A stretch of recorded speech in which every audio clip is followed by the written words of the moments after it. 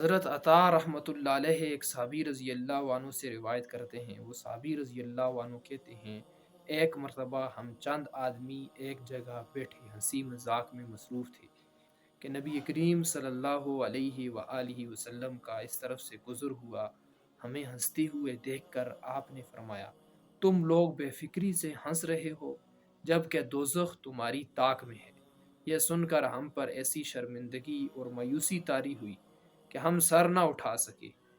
کچھ دور جا کر آپ صلی اللہ علیہ وآلہ وسلم واپس آئے اور فرمایا، جبرائیل اللہ کا یہ فرمان لے کر آئے ہیں، میرے بندوں کو کیوں مایوس کرتے ہو؟ اور ساتھ ہی یہ آیت نازل ہوئی، میرے بندوں کو بتا دو میں بہت معاف کرنے والا اور مہربان ہوں، اور یہ بھی انہیں سمجھا دو میری گرفت یعنی سزا بھی بہت سخت ہے۔